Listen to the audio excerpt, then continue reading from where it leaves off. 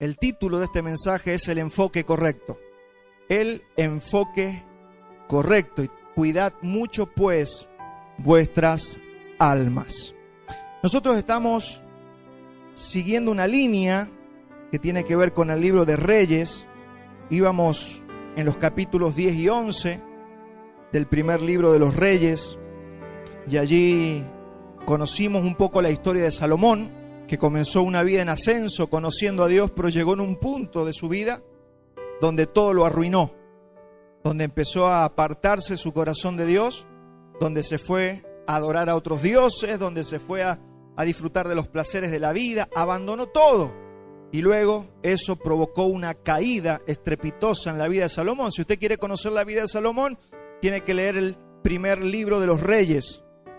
Y uno de los hombres que expresó lo que conocemos comúnmente como la tristeza, como la depresión. Yo quiero que usted me acompañe al libro de Eclesiastés 2:17. El libro de Eclesiastés es uno de los libros que escribió Salomón. Este hombre que venía bien, un día se apartó de Dios y su vida empezó a decaer. Él escribió el libro de Eclesiastés. Y dice Salomón en su libro de Eclesiastés 2:17: aborrecí por tanto la vida, porque la obra que se hace debajo del sol me era fastidiosa, por cuanto todo es vanidad y aflicción de espíritu. Esa fue la experiencia de Salomón con la depresión. Hoy te voy a hablar de la depresión, te voy a hablar de la angustia, te voy a hablar de la tristeza, de situaciones que comúnmente todos nosotros atravesamos. Hay gente que piensa que solamente es él el que tiene o ella el que tiene depresión. Usted tiene que saber que la depresión es algo que vamos a enfrentar casi todos, me animaría a decir todos los seres humanos. Nada más que solamente los valientes lo reconocen. Hombres de Dios, tremendos de la Biblia, experimentaron la depresión.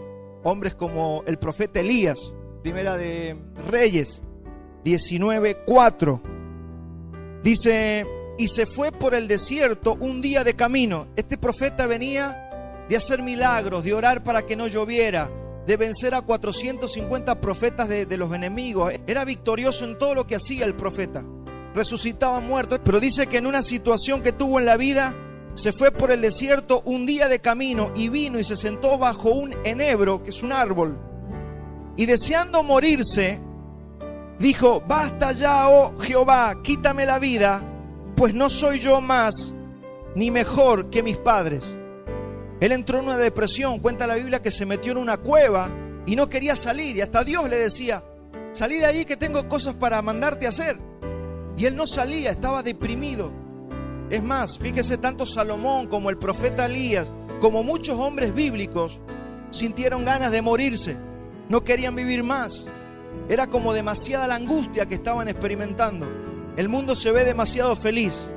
No creo que esa gente que aparece tan exitosa en la televisión deba tener depresión. Tienen todo lo que quieren, tienen todo el dinero, tienen toda la fama. No creo que estén depresivos. Quiero decirte que eso es una gran mentira. Todo ser humano, y por diferentes razones, atraviesa por la depresión y por la tristeza y por la angustia. Y una de las situaciones más complejas que específicamente los hijos de Dios tenemos que lidiar es con las angustias, con las aflicciones, incluso con situaciones que llegan a durar largos periodos. Porque no te estoy hablando de una situación que puede durar una semana. Eso es un bajón, un pequeño bajón. Una semana, 2 semanas, un mes, una pérdida, no sé, te echaron del trabajo, no consigo trabajo. La gente pasa por angustias, pero no te estoy hablando de esas angustias. Te estoy hablando de esos pozos depresivos que muchas veces pueden durar meses y tal vez años. Y quiero que prestes atención porque la Biblia tiene mucho que decir respecto de esto. Pero no voy a hablar de la depresión que tiene un origen físico-químico. Usted sabe que hay veces que las cuestiones son hormonales, que son químicas en el cuerpo. Y a veces si visitamos un médico, el médico puede darte cierto medicamento que te saca de la depresión. De hecho, hay antidepresivos. Pero no estoy hablando específicamente de algo que es físico-corporal.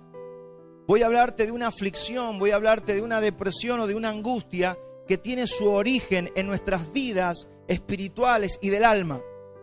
son por la que la mayoría de las personas, y sobre todo voy a hacer el énfasis en los creyentes, atraviesan. Porque algunos piensan, no, eso debe ser para aquellos que no conocen a Dios. Eso debe ser para aquellos que son gente mala y andan haciendo cuestiones malas por la vida.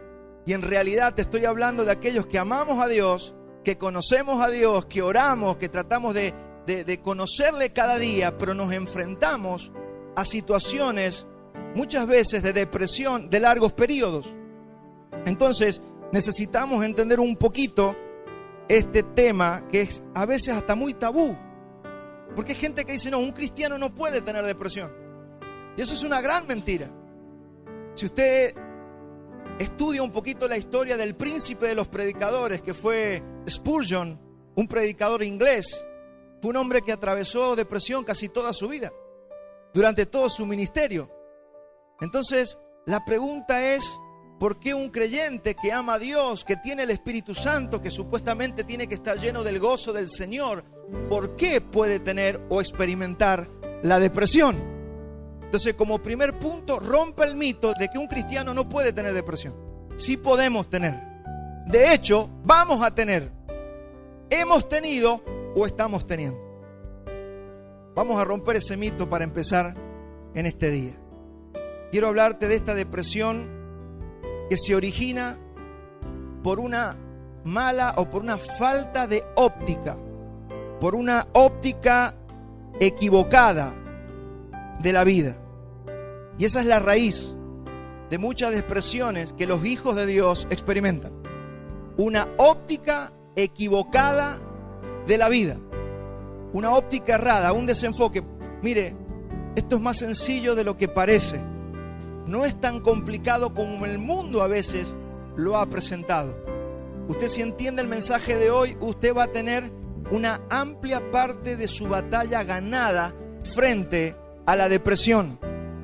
Mire, los síntomas son idénticos a la otra depresión que hablamos, que es muchas veces física o médica, ¿no? Un desgano por las cosas cotidianas. No tenemos ganas de hacer nada. No sé a cuánto les habrá pasado eso, ¿no? Las cosas más básicas. No tengo ganas de cocinar, no tengo ganas de lavar, no tengo ganas de llevar a los chicos a la escuela, no tengo ganas de ir a trabajar, no tengo ganas de nada. Si fuera por mí me quedaría durmiendo todo el día. ¿Cuánto les ha pasado eso? Deseos de dormir por largos periodos. Hay gente que pasa todo el día en la cama y durmiendo, no se quiere levantar. Y eso no tiene que ser una vergüenza, simplemente tienes que entender por qué te pasa. Y mire, si hay algo donde Satanás tiene la victoria es en la ignorancia y en la oscuridad. Cuando creemos que somos los únicos, cuando creemos que es culpa nuestra, yo vengo a decirte que en la mayoría de los casos no es tu culpa la depresión por la que atraviesas. No es tu culpa. Hoy lo vamos a ver a través de la Escritura. Una pérdida de motivación de alcanzar metas. Podría empezar ese curso de inglés, podría empezar, no queremos empezar nada, no queremos iniciar nada, porque sabemos que lo vamos a dejar a mitad de camino. A eso le sumamos que empezamos a ver la maldad del mundo. Empezamos a ver cómo está el mundo de hoy y realmente provoca una tristeza en los corazones. Vemos esa maldad de una manera sobredimensionada. Porque es verdad que el mundo está malo. ¿Cuántos han visto los noticieros? ¿Cuántos han visto cómo está la sociedad? Verdaderamente hay tinieblas sobre la faz de la tierra. Pero ¿sabe qué pasa con las personas que entran en una depresión? Sobredimensionamos lo que está aconteciendo. Ese es el problema que afecta al alma de los creyentes. Empezamos a manifestar una irresponsabilidad en las cosas más sencillas de la vida. Incluso muchas veces nos puede pasar lo que le pasó a Salomón o lo que le pasó a Elías. Ya no quiero vivir más. Eso es señal de que hay un grado de depresión en nuestras vidas. Vuelvo a repetirte, no quiero que lo veas como una peste. No quiero que veas la depresión como una peste que te la tienes que sacar rápido. Dame tiempo, que esta mañana vamos a entender mucho sobre este tema. Y esto incluye muchas veces también el sentimiento de que las personas o el mismo Dios se olvidó de nosotros. ¿Cuántos sintieron alguna vez como que nadie me quiere? Típico, ¿no? Nadie me quiere. Dios se olvidó de mí. Ese es el sentimiento que aparece cuando la depresión está en nuestras almas o en nuestras vidas. Pero vamos a definir depresión, recién se lo adelanté en un poquito. La depresión es un enfoque mórbido. Mórbido significa enfermizo e insano. Entonces la depresión es un enfoque mórbido y constante en las cosas negativas. Por eso viene la depresión a nuestras vidas. Porque tenemos un enfoque demasiado constante en las cosas negativas. Mi hermano, no hay muchas vueltas que darle. La depresión que podemos experimentar los creyentes es el resultado de enfocarnos en las cosas negativas de la vida. Pastor, usted lo está haciendo muy sencillo. Usted no sabe lo que yo vivo. Yo sé lo que usted vive porque yo también lo he vivido. Usted tiene que saber que nuestra depresión, si no es un problema físico-químico que requiere medicación, porque muchas veces hay hormonas que están desequilibradas en el cuerpo y ahí necesitamos seguramente por ahí una medicación. Pero no te estoy hablando de esa depresión. Te estoy hablando de una depresión que viene porque vemos todo mal, porque no aprendimos a enfocarnos en las cosas correctas. Y lo único en la vida que te enseña a enfocarte en las cosas correctas es el Evangelio. Por eso fíjese, una persona depresiva se puede hacer el mejor viaje, se puede ir a las playas más hermosas del mundo, puede comprarse la casa en el mejor barrio de Mendoza, puede hacer todo lo que quiera, sin embargo vivir en depresión. De hecho, nosotros hemos tenido iglesia en barrios privados de aquí hace muchos años. Conocimos gente de mucho dinero y la mayoría de esa gente estaba depresiva. Utilizaba drogas y utilizaba alcohol para escapar de la realidad que vivían sus almas. Entonces esto no depende de qué posición económica tienes. Y no, pregúntele a un famoso futbolista que conocimos aquí en la Argentina. O sea, usted puede tenerlo todo, la fama mundial, sin embargo vivir y sufrir la depresión que lo lleva o al alcohol, o lo lleva a las drogas, o lo lleva a la inmoralidad sexual. Entonces todo eso tiene que ser entendido. La Biblia dice cómo solucionamos este punto. Y yo le voy a pedir que usted me acompañe a Filipenses 4:8, porque allí está la solución de cómo el Señor Jesucristo dice que nosotros debemos corregir ese desorden de nuestra alma. Filipenses 4:8 dice: por lo demás, hermanos, acá está el apóstol Pablo escribiéndole a una iglesia que estaba en Filipo, por eso el libro se llama Filipenses.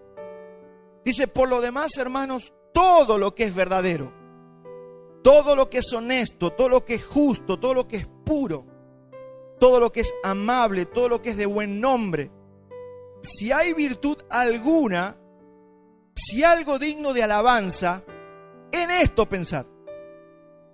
O sea, la Biblia te dice en qué tienes que pensar. Nosotros nos deprimimos en demasía porque nosotros pensamos, ponemos el foco, prestamos la atención donde no debemos prestar atención, o prestamos una atención desmedida. ¿Cuántos se acuerdan de la pandemia? ¿Cuántos se acuerdan que estábamos casi todos los días viendo el noticiero a ver qué pasaba en el mundo? ¿Qué empezó a pasar? Decía la gente: no miremos más noticiero. No miremos más noticiero, porque vos te sentabas frente al noticiero y era como que te bombardeaba la negatividad. La gente se enfermó más por los noticieros que por la pandemia. Entonces, hermanos, necesitamos entender que no debemos poner el foco en lo negativo de la vida, sino, como dice Pablo a los filipenses, pongan el foco en todo lo bueno, pongan el foco en todo lo amable, en todo lo que es de buen nombre, en todo lo que tenga virtud. Si hay algo digno de alabanza, piensen en eso. Deja de pensar en esa persona que te hizo daño, deja de pensar en lo que perdiste, deja de pensar en el que te traicionó. Deja de pensar en eso, porque si no aprendes a pensar, mi hermano, el Evangelio nos da un consejo: aprendan a pensar. No es cuestión de que yo le doy rienda suelta a la mente. Si usted hace eso, usted es como un barco a la deriva. Usted va a ser llevado por cualquier ola que este mundo, y encima este mundo está diseñado para mostrarte todo lo negativo. Entonces necesitamos entender cómo pensar, porque eso es lo que nos está diciendo aquí el apóstol Pablo. En esto piensa. Deja de pensar en aquello y piensa en esto. Y dice, y lo que aprendiste y recibiste y oísteis de mí y visteis de mí, esto haced. Y el Dios de paz estará con vosotros. Fíjese que muchas veces hasta Dios se quiere alejar de nosotros. ¿Sabe por qué? Por cómo pensamos. Dice que Dios no puede tener comunión con el hombre de malos pensamientos. Dice la Biblia que según son nuestros pensamientos, así somos nosotros. Le podemos mostrar al mundo que somos personas muy refinadas, que somos muy buena gente, pero Dios dice, vos no sos lo que le mostrás al mundo, vos sos lo que pensás. Así que prestale atención a tus pensamientos, porque ahí vas a encontrar el porqué de muchos dolores, de muchas angustias, de muchas tristezas y de muchas depresiones que podríamos estar evitando. Todo en nuestra vida como cristianos es una cuestión de enfoque. Mire, a enfocarse se aprende. A enfocarnos se aprende. Este mundo está diseñado para que usted preste atención. Mire, hay un dicho que dice, avión que llega a destino no es noticia. ¿Qué va a salir en la noticia? El avión que chocó. O sea, eso es lo que vende el noticiero. A usted no le van a mostrar en el noticiero que alguien hizo una buena obra por allí. No, eso no te lo muestran. Te van a mostrar el que mató, el que robó, el que hizo daño, el que violó, el que asesinó. Eso es lo que se muestra en la televisión. Porque todo lo que sale por allí es la basura del mundo. Vamos a tener que aprender ¿a qué? A enfocarnos. A aprender a filtrar qué vemos, qué oímos. Y encima hoy, peor que la televisión, tenemos las redes sociales. Así que usted va a ver de todo. También hay cosas buenas en las redes sociales. El tema es que usted tiene que aprender a filtrar qué es lo que va a ver, dónde va a poner su enfoque. Lamentablemente tenemos una cierta tendencia a poner el foco en las cosas malas. O sea, si acá casi hay un choque en la esquina, no nos quedamos ahí a mirar nada. Pero cuando hay un choque y sale una cabeza así ahí vamos todos a mirar, ¿qué pasó? ¿O no? ¿Cuándo prendimos el televisor? Cuando hubo un terremoto en Siria y en Turquía. Ahí queríamos ver los edificios cómo se caían. Fíjese cómo hay una tendencia a ver cómo se cae el edificio, no a ver cómo se construye un edificio. Fíjese cómo somos de raros, y eso parte de la naturaleza caída que todavía tenemos dentro de nosotros. Por eso hay una lucha interior. Entonces, necesitamos enfocarnos en lo correcto. Y esta tiene que ser una de tus tareas más importantes que tienes que aprender. Aprende a enfocarte. Aprende a enfocarte en las cosas correctas de la vida. Dice Pablo, en lo verdadero, en lo honesto, en lo justo. Y el Dios de paz estará con ustedes. O sea, nuestra paz es el resultado de que el Dios de paz esté con nosotros. Pero el Dios de paz no va a estar con nosotros si no pensamos en las cosas correctas. Y adivine quién tiene la decisión de en qué pensar. Usted. Usted decide en qué pensar. Usted maneja su mente. Si está en Cristo, el Señor le ha dado autoridad para gobernar los pensamientos. Porque dice que Él nos ha dado la mente de Cristo. Pero ahora tenemos la autoridad para dominar. La iglesia, es decir, nosotros, debemos ser los pioneros. La iglesia tiene que ser la pionera en hablar y hacer el énfasis ¿en qué? En las virtudes de Cristo. Por eso hablamos de Cristo. A ver, hablemos de cosas buenas. Vamos a salvar las ballenas. No, yo no te estoy hablando de eso, porque eso también es natural. No estoy hablando de salvar ballenas. No te estoy hablando de ir a limpiar pingüinos empetrolados. Hay muchas personas que no encontraban el sentido de la vida. Hicieron un viaje a la India y fueron a buscar la paz. Y se bañaron en el río Ganges. Y allí aprendieron y se fueron a meditar con los monjes budistas, buscando la paz mental. ¿Sabe qué? No se encuentra allí la paz. hubo una sola persona que dijo: yo soy el camino, yo soy la verdad y yo soy la vida. Y ese fue Jesucristo. Es por eso que tenemos que entender dónde está el camino. El camino no son los monjes budistas. El camino no son los pingüinos que tienen petróleo. El camino no son las ballenas que están encalladas aquí en el sur de Argentina. Tenemos que entender que esa paz está en el Dios de paz, que habita en aquellos que piensan bien. Así que si quieres paz, piensa bien. Aprende a pensar. ¿Y cómo aprendo a pensar, pastor? Tienes la Biblia para aprender a pensar. Tienes la palabra de Dios para aprender a pensar. Si usted ocupa su pensamiento, si usted ocupa su tiempo en la palabra de Dios, usted no va a tener tiempo de estar pensando en las maldades de este mundo. Ya tenemos todo un proceso que hacer en nuestra vida, en nuestro caminar con Cristo. Al mismo tiempo dejemos de pensar en las cosas que perdimos. ¿Cuánta gente está ahí atada a un pensamiento de un socio que lo traicionó? De una persona que lo defraudó económicamente. De alguien que hace muchos años lo traicionó o le hizo algo. Hermano, nos quedamos con esos pensamientos y alimentamos esos pensamientos, y todos los días nos viene a la mente esa persona que nos hizo daño, esa persona que nos trajo angustia. Usted decide cómo va a vivir los próximos días. Hoy el Señor te está dando un norte, te está dando una palabra para que aprendas a vivir en la paz. Por eso Jesús dijo: yo no doy la paz como el mundo la da. Jesús dijo: yo les doy una paz duradera. Yo les voy a dar una paz que permanece en ustedes. El mundo tiene una cierta paz. Porque es verdad que si usted se va a una playa bonita y se queda solito ahí con un termo de mate, dígame si no siente. Usted dice: qué paz, qué lindo. Pero eso es una paz que dura media hora. Esas son paz limitadas.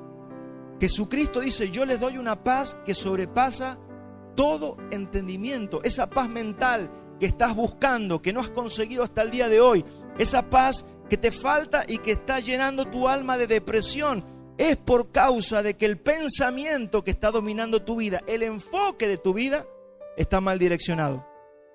Esto se trata de direccionar el enfoque, y la iglesia está para esto. Yo le voy a pedir que usted me acompañe a 1 de Pedro 1:11, porque la Biblia tiene la solución para todas las cosas del ser humano. El apóstol Pedro nos dice cuál es el camino de la paz, cuál es el camino de la felicidad.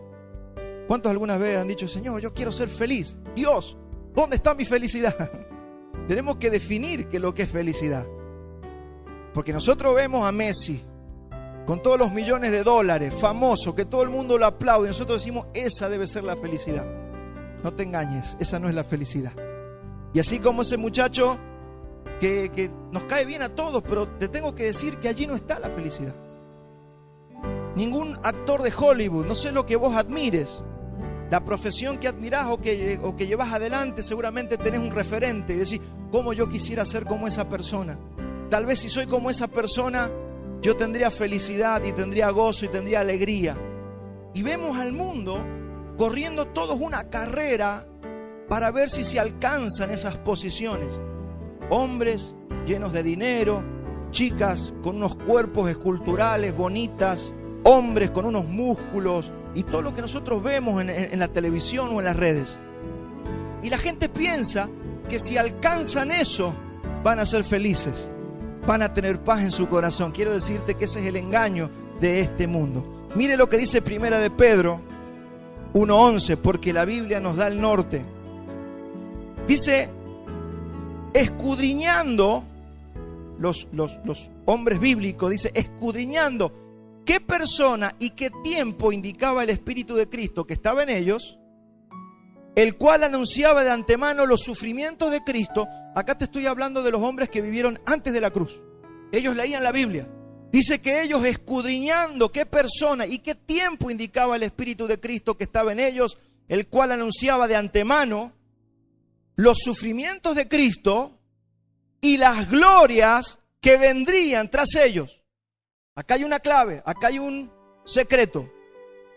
Los sufrimientos de Cristo y las glorias que vendrían después de esos sufrimientos de Cristo. ¿Cuántos saben que Cristo ya sufrió? Murió en la cruz, resucitó al tercer día y está sentado a la diestra del Padre y nos envió su Espíritu Santo para que nosotros le podamos conocer. Para que nosotros podamos, ¿qué? Vivir las glorias que vendrían después de los sufrimientos de Cristo. Entonces acá hay un patrón. Acá hay un patrón, porque también la pregunta podría ser en esta mañana, pastor, y si Cristo ya sufrió y ahora tienen que venir las glorias, ¿por qué nosotros también sufrimos? Eso lo vamos a explicar enseguida, pero te lo adelanto. Dice que nosotros debemos vivir como Cristo vivió. Es decir, que si nosotros aprendemos a atravesar ciertos sufrimientos aquí en la tierra, posteriormente veremos gloria de Dios. Acá está el secreto de la vida, acá está el modelo de cómo debe vivir todo hombre en esta tierra. El problema es que nos enfrentamos a un mundo engañador que te pone modelos inalcanzables y parece que hasta el diablo les da vida, porque estos Rolling Stones tienen 89, 99 años y siguen arriba de un escenario tocando rock and roll, llamándose las majestades satánicas. ¿Se da cuenta? Son como propagandas del infierno. Y nosotros tenemos que saber que todo eso que vemos en la televisión, la gloria de los hombres, no es más que un engaño para que toda la humanidad, como un burro que persigue la zanahoria, trate de alcanzar eso y que nunca lo van a alcanzar, o que solamente 3 o 4 los hizo subir ahí las tinieblas para que sean un mal modelo para el hombre. Porque nosotros necesitamos entender la vida según Dios, no según el mundo. Necesitamos entender la vida según Dios. Las glorias, como resultado de los sufrimientos de Cristo, ya están aquí, ya están dadas, están disponibles. Usted ya puede comenzar a disfrutar las glorias que nos dio Cristo. Pero mi hermano, es mucho más fácil poner el foco en cómo se ha perdido el poder de la palabra. La gente te dice mañana voy y no va. La gente te dice mañana te pago y no te paga. Se perdió la palabra, por ejemplo. Como líderes religiosos, líderes políticos se han vuelto inmorales.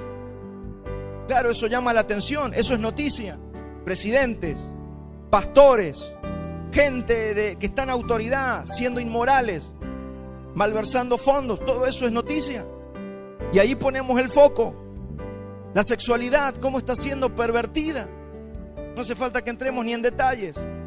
Hoy, con todas las leyes que está trayendo la izquierda internacional frente a nuestra sociedad, a nuestros países, le dicen a los políticos: yo te pago la campaña si cuando ganes aprobás la ley que yo quiero aprobar, por ejemplo, en Argentina. Así se ha corrompido el mundo.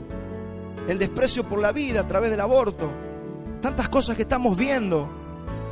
Los valores, los principios siendo pisoteados por los mismos líderes políticos que tenemos, que un día te dicen una cosa y 3 meses después te lo cambian. Claro, ponemos el foco en eso. ¿Y qué provoca en nosotros? Depresión, pérdida de credibilidad. No confiamos en nadie. Hay una total desconfianza en las personas, y esa es la causa. La corrupción es atroz y la moral está por el piso. Eso es lo que nos está pasando, pero necesitamos volver a resaltar las glorias de Cristo. Necesitas volver a ver, a poner el foco en las glorias de Cristo. Ese es el trabajo de la iglesia, ese es el trabajo de los creyentes. Decirle a la gente que hay glorias de Cristo disponibles para ellos. Y esto no se trata de negar la realidad, porque no vivimos así como en una nube. Esto no se trata de vivir negando lo que pasa, sabemos lo que pasa. Estoy hablando de dónde estás poniendo el foco, dónde estás enfocando tu vida. Usted tiene 2 maneras de vivir. Usted tiene la manera de vivir en el mundo natural, donde usted ve, oye, escucha, huele, toca. Ese es el mundo natural. Vivimos por los 5 sentidos. En este mundo natural, que es el que vemos todos los días, es donde la Biblia dice que Satanás es el príncipe de este mundo. Entonces está todo dominado por ese sistema que él diseñó. Pero también tenemos el mundo espiritual, donde es un mundo que solamente se puede acceder a través de los ojos de la fe, donde usted puede ver que allí es donde la Biblia dice que Satanás ha sido derrotado. Yo de ninguna manera te estoy diciendo que no vas a pasar por aflicciones. Estoy diciendo que vas a aprender un secreto en esta mañana que te va a llevar a entender cómo Dios trabaja a través de la aflicción en nuestras vidas. Usted necesita entender esto y yo también, y usted se va a dar cuenta que esto es fundamental. Todo nuestro problema sigue siendo un problema de fe, un problema de lo que esperamos, un problema de lo que vemos. Nosotros nos concentramos en lo que vemos y no nos enfocamos en la gloria de Cristo que ya, como le dije recién, podemos disfrutar. Una de las causas de la depresión que muchas veces experimentamos son las expectativas no cumplidas.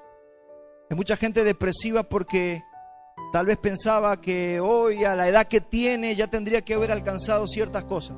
Yo pensé que a mi edad yo ya tendría esto, tendría lo otro, estaría viviendo diferente, porque nosotros desde niños programamos una vida y decimos, bueno, yo quiero vivir de esa manera. Cuando pasan los años y nosotros vamos atravesando la vida y no estamos viviendo lo que habíamos pensado, las expectativas que nos habíamos propuesto, allí comúnmente comienza esa depresión.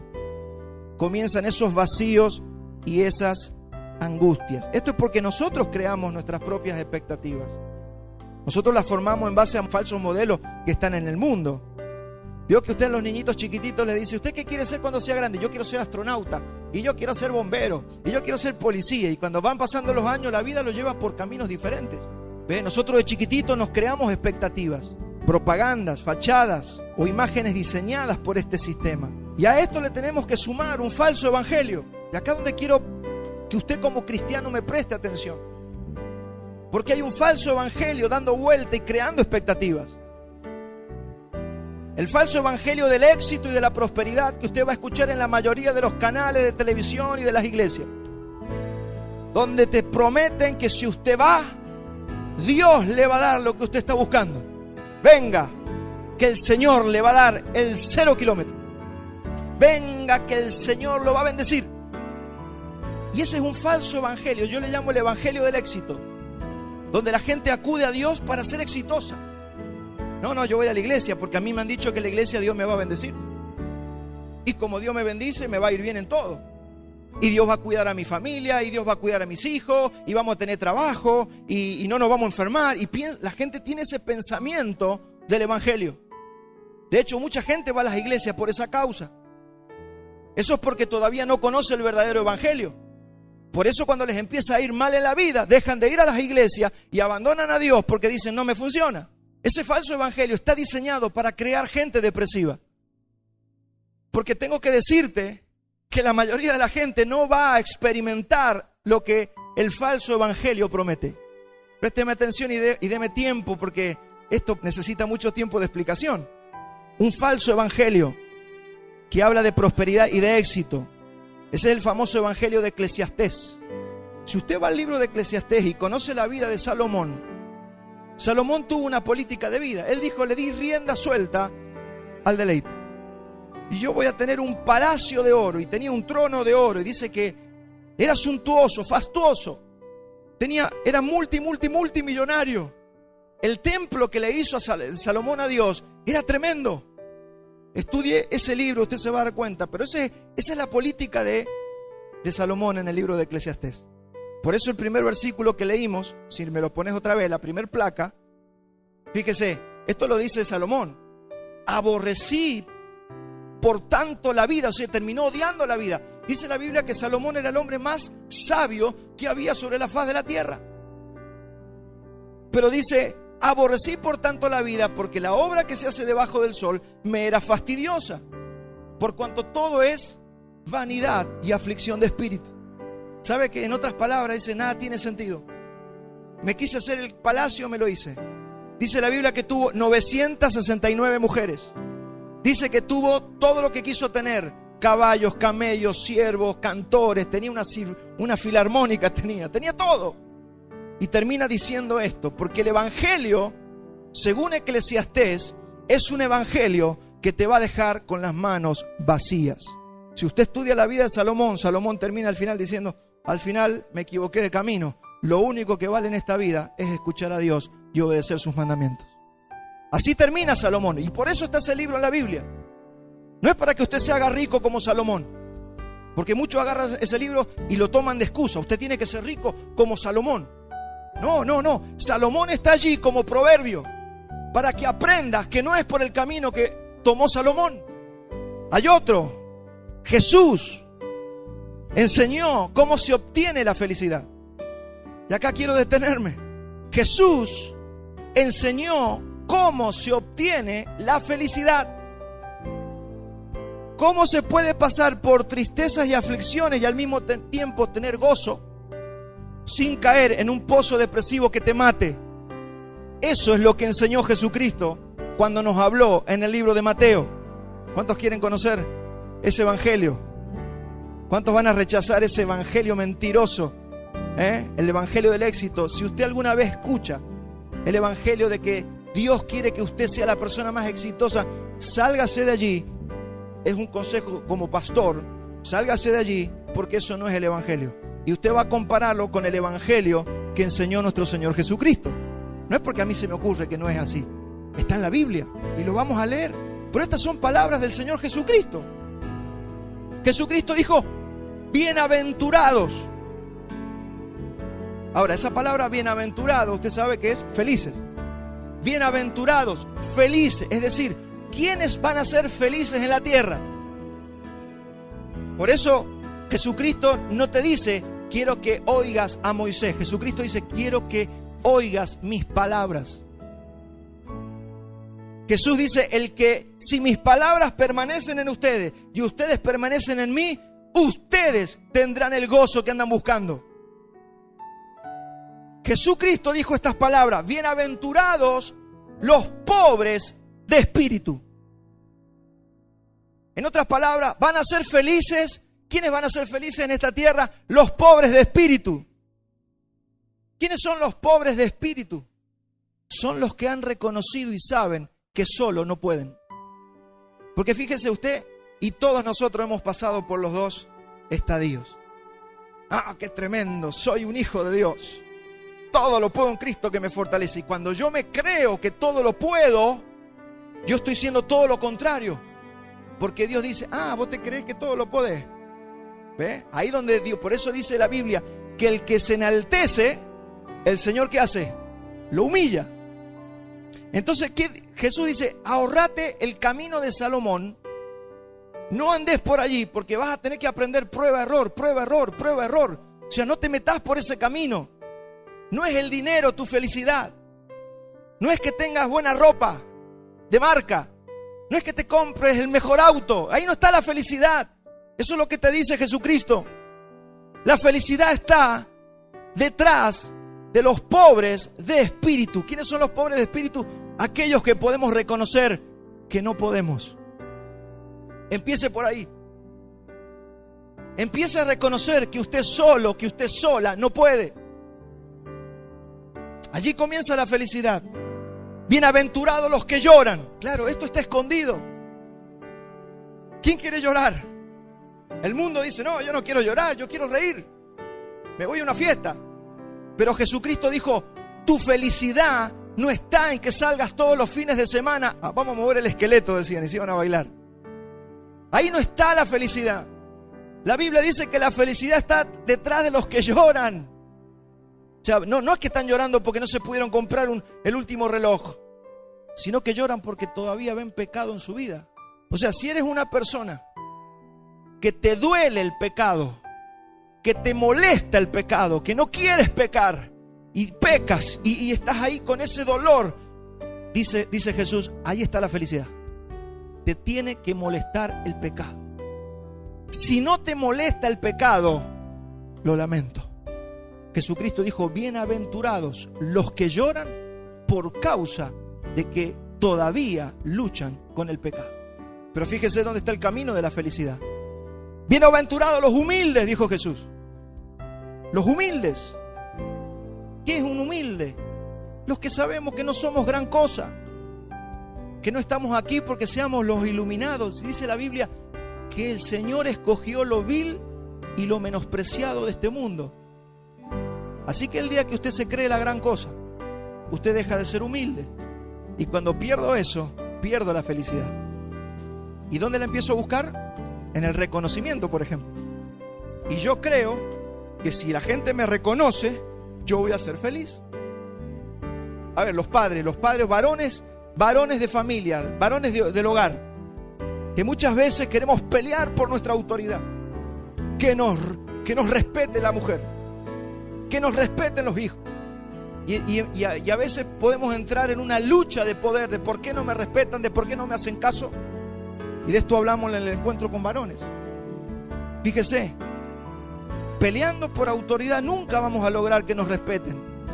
Esto es al revés, mi hermano. Es sirviendo a nuestra casa, es sirviendo a nuestra mujer, es sirviendo a nuestros hijos, que ellos van a reconocer en nosotros. Porque dice, bienaventurados, ¿quiénes? Los humildes, los que se humillan para servir.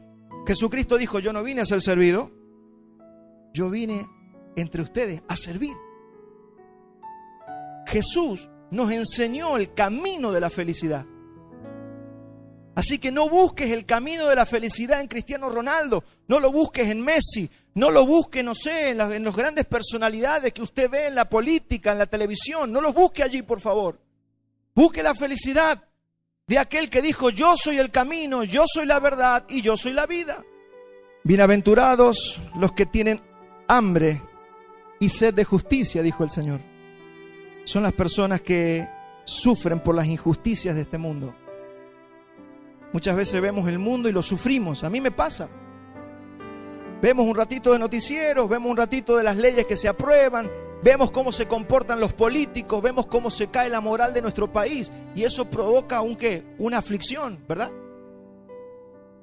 Pero dice, bienaventurados los que tienen hambre y sed de justicia. Esa palabra justicia se alarga un poquito más, porque tiene que ver con un justo proceder de cada uno de nosotros. Entonces, ¿dónde está la felicidad? En aquellos que tienen hambre y sed de justicia. Aquellos que ¿qué? Aquellos que quieren caminar rectamente. Aquellos que dicen, me equivoco todavía, pero todavía quiero caminar rectamente. Necesito mejorar mi justicia. ¿Cuál es tu justicia? Tu justo proceder, tu proceder más recto, tu caminar más recto. Allí está escondido. Por eso es que hay que buscarlo, porque no está a simple vista. Nadie va a buscar la felicidad atrás del llanto. Nadie va a buscar la felicidad atrás del hambre y la sed de justicia. Pero Jesucristo dijo, este es el camino. ¿Dónde están los felices? ¿Dónde están los bienaventurados? Aquellos que son misericordiosos. Aquellos que cuando ven la necesidad quieren ayudar. Aquellos que cuando ven al necesitado dan una mano. Atrás de eso está tu felicidad. No está en que te ayuden. Porque nosotros siempre andamos, y a mí nadie me ayudó. Cuando yo tuve problemas, nadie me ayuda. No ponga el foco allí, se está equivocando. Deje de poner el foco en donde nadie lo ayudó, donde a Jesús nadie lo quiso ayudar. Los hermanos lo abandonaron, todos lo abandonaron, pero Él no vino a poner el foco en eso. Él vino a hacer lo que tenía que hacer. Por eso hoy está sentado a la diestra del Padre. Bienaventurados los de limpio corazón. Esto tiene mucho que ver con los pensamientos que hablamos recién.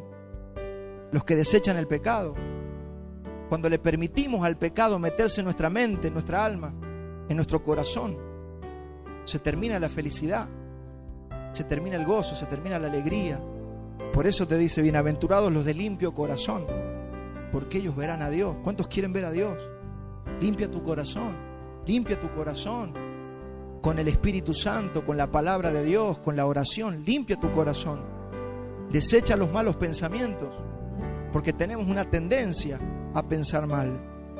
Bienaventurados, dijo el Señor Jesucristo, los pacificadores, los que no andan peleando, los que no se andan defendiendo por todo, los que no andan buscando siempre su propia justicia. Dijo Jesús, en otras palabras, si alguien te hace daño, soporta, porque atrás de eso está escondida tu felicidad. Te defiendes y pierdes. Claro, Jesús dijo, este es el camino angosto. La gente le gusta defenderse. ¿Qué nos gusta hacer? Me dicen algo, yo también se lo digo. No me saluda, yo tampoco lo saludo. Claro, ahí encontramos lo que no queremos. Pero Jesús dice, acá está la felicidad. Y después dice, bienaventurados los perseguidos a los que los persiguen. Y los van a perseguir por vivir como Cristo. Usted viva como Cristo y usted va a ser perseguido. Usted viva como Cristo, usted siga el camino de Cristo y usted va a ser aborrecido y odiado. Pero Jesús dijo, así como a mí me han perseguido, ustedes los van a perseguir. Pero así como guardaron mi palabra, van a guardar la palabra de ustedes. En otras palabras, ustedes van a ver fructífera la palabra que sale de vuestras bocas. Van a empezar a ver cómo la palabra de ustedes surte efecto en las personas. Y mire, no hay nada mejor, no hay alegría más grande para nosotros que ver que un pecador se arrepiente. No hay alegría más grande que cuando predicamos el Evangelio, la gente pasa de tinieblas a la luz.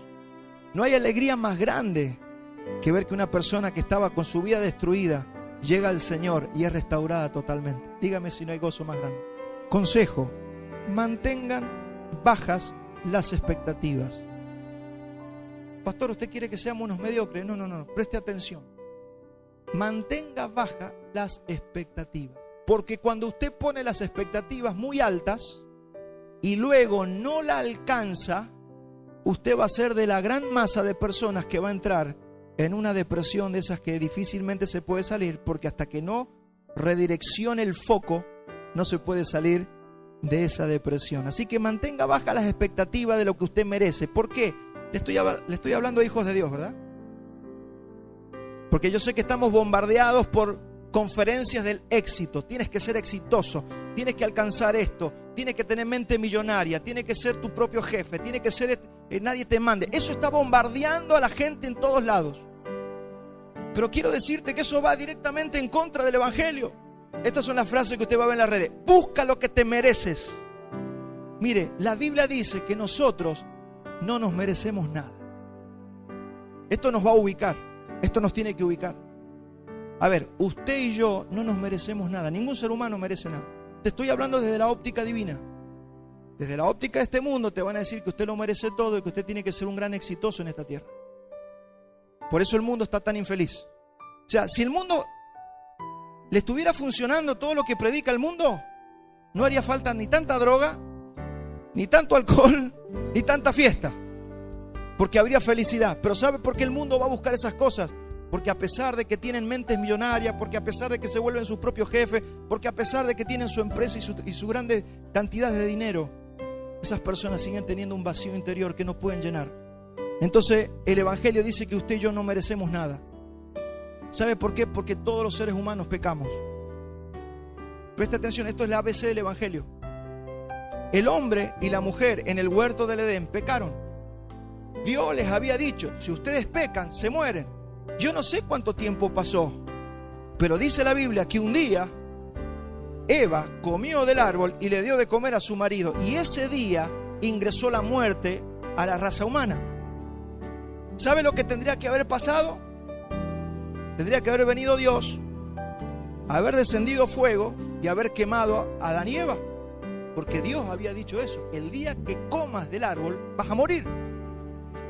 Pero la misericordia de Dios, de amar a su creación, dijo: está bien, tienes que morir, pero no te quiero matar. Eso fue lo que dijo Dios. Y dijo: está bien, yo voy a morir por vos. Y Dios llevó un plan de 4000 años, llamó a Abraham, creó un pueblo, trajo las 12 tribus, de ahí sacó la tribu de Judá, de ahí salió el Mesías, que nacería en Belén, que nacería en ese pesebre, que crecería, que iría a la cruz y moriría en la cruz y recibiría el castigo y la muerte por el pecado que Adán y Eva cometieron en el huerto del Edén. Y por eso y por esa causa es que usted y yo estamos vivos aquí. Y por su misericordia Dios dijo: está bien, voy a empezar en Cristo, voy a empezar a llamar a algunos porque los quiero conmigo para que sean mi cuerpo, para que sean mi iglesia. Ese es el trabajo que está haciendo el Señor ahora. Por eso usted está sentado en una iglesia. Esto no es una religión. Yo le pido al Espíritu Santo que le alumbre a usted el entendimiento para que usted sepa que usted no está aquí porque alguien lo invitó. Usted está aquí porque el Espíritu de Dios lo está atrayendo, porque Dios te escogió desde antes de la fundación del mundo, porque tiene un plan eterno con tu alma y con tu vida. ¿Y sabe por qué cantamos como cantamos recién? Porque le agradecemos a Dios de que pudiéndonos haber matado en el huerto del Edén, tuvo misericordia, envió a su Hijo para que todo aquel que cree en su Hijo tenga vida eterna y no se pierda. Estamos frente a la gracia y a la misericordia de Dios. Ahora la pregunta es si usted lo recibe o lo rechaza. Porque el pecado imperdonable del que habla la Biblia es rechazar la gracia de Dios. No hay peor pecado que rechazar a Dios. Por eso es tan importante que entendamos esto. Esto nos va a ubicar en nuestra alma, en nuestro enfoque. Tengo que hablarte de esto para que entiendas por qué Jesús dijo: bienaventurados los que sufren, bienaventurados los que lloran, bienaventurados los que son perseguidos, bienaventurados. Atrás de esa situación hay felicidad. Fuimos llamados a ser como Jesús. Dijo Jesús: ¿de qué sirve al hombre que gane el mundo si esta noche, cuando vienen a pedir tu alma, no la has salvado? Mire, con el solo hecho de saber de que hemos sido salvados, ya tendría que ser causal de agradecimiento todos los días. Porque usted y yo tendríamos que haber sido consumidos por el fuego de Dios por causa del pecado.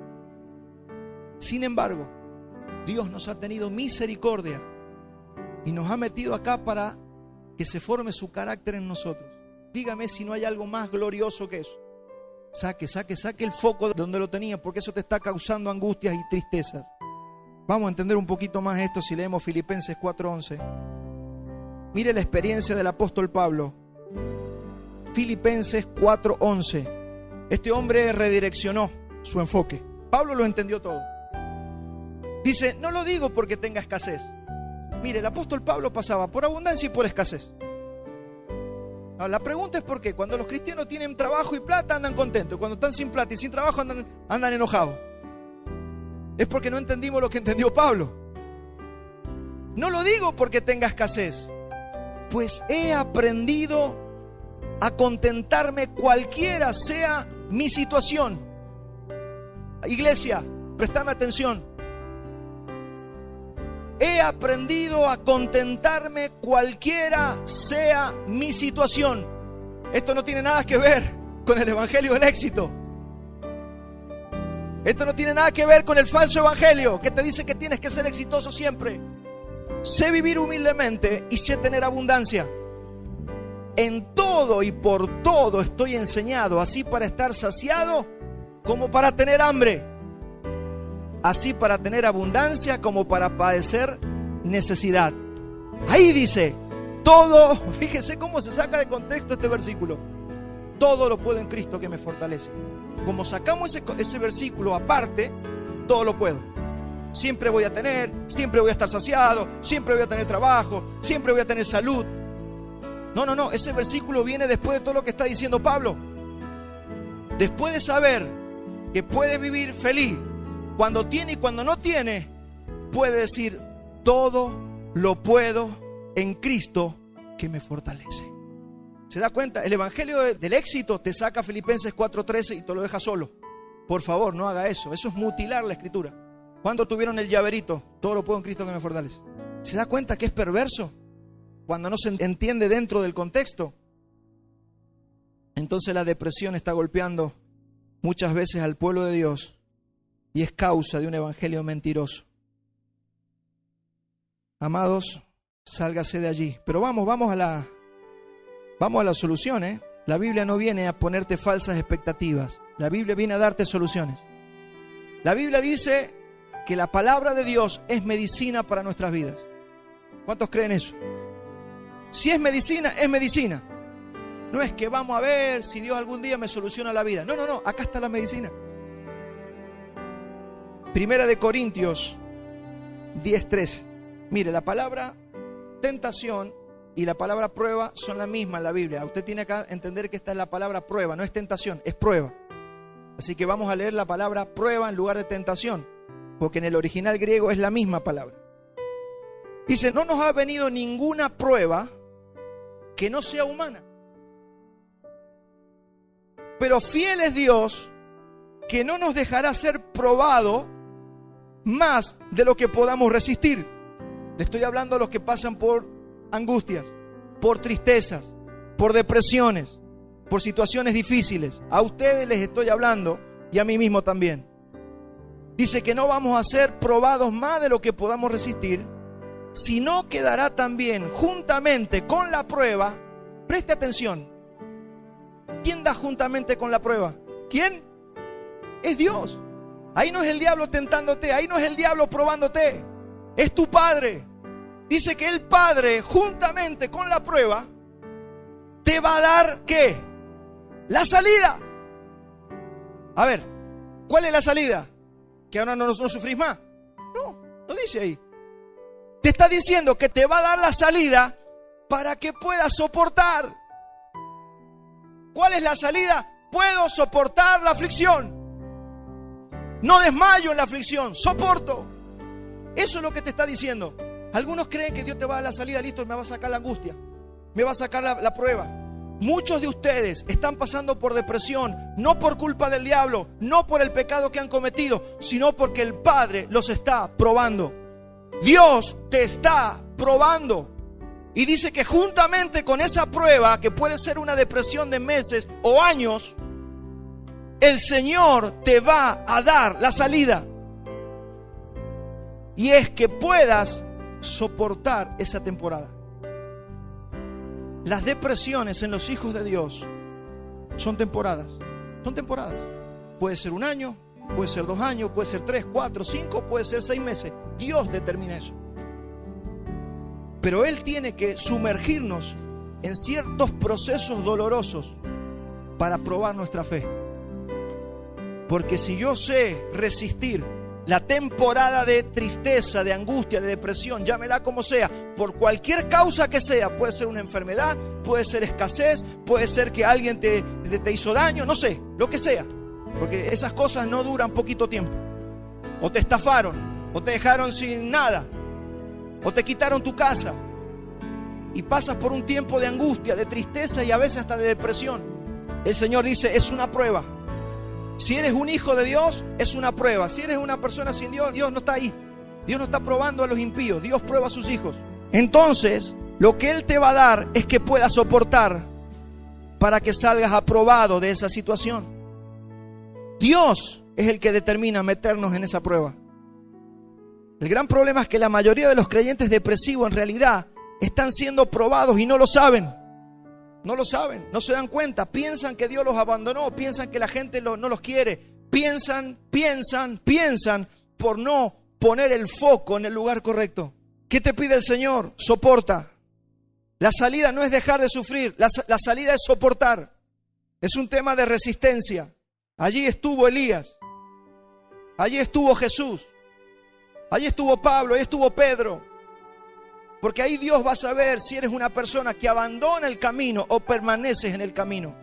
El Señor nos va a poner bajo prueba para que vuestra fe, más preciosa que el oro, como nos predicó Luis, sea puesta a prueba. Se está probando tu fe. Porque esa prueba va a mostrar si realmente soy un hijo de Dios. Esto es determinante. Esto es determinante para esta iglesia y para todas las iglesias del mundo. Primera de Pedro 5:9, al cual, fíjese, resistid firmes en la fe, sabiendo que los mismos padecimientos se van cumpliendo nuestros hermanos en todo el mundo. Aquí el apóstol Pedro nos está diciendo que en todos los hermanos, en todo el mundo, nos van aconteciendo estas aflicciones, estas cosas que a veces hasta son muy semejantes a una depresión. ¿Por qué? Porque Él necesita que nosotros entendamos, aprendamos a resistir, que tengamos una capacidad de resistencia. Dice Santiago 4:7, someteos pues a Dios, resistan al diablo y Él huirá de vosotros. Porque muchas veces, si bien fue el diablo el que le quitó las cosas a Job, el que permitió eso ya fue Dios. Entonces dijo, está bien, yo te permito que tú le toques todo a Job, pero no toques su vida. Vamos a probar su fe y usted ve cuál fue el resultado. Entonces, ¿cómo salió Job? Salió aprobado. Pero esto dice también Pedro, ¿por qué lo ven como si algo raro les estuviera pasando? ¿Por qué creen que les está pasando algo raro? Las aflicciones son parte de la vida en Cristo. Ahora nosotros tenemos que entender todo este proceso para no caer en una desesperación. Porque cuando entramos en una desesperación, ¿qué hacemos? Dejamos de orar, dejamos de congregarnos, dejamos de caminar con el Señor, abandonamos los caminos de la fe. Entonces, mi hermano, para eso viene la aflicción. Por eso necesitamos poner el foco de la manera correcta en este tiempo.